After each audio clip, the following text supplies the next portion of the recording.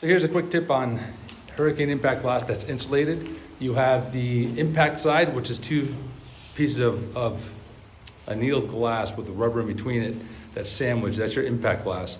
And then you have another layer of glass that is called your sacrificial glass that has gas in between that layer and the impact layer.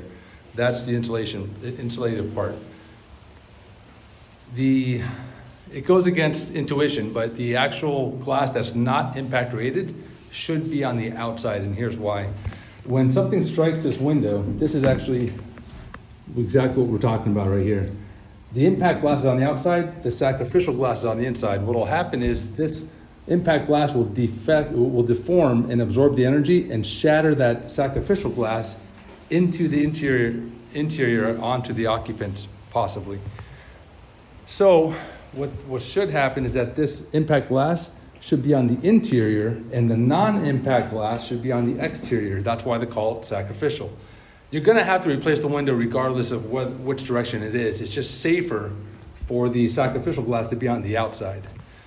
Again, hurricane impact windows that are insulated, the insulative properties are great, but the sacrificial glass should be on the outside of the property, not on the inside.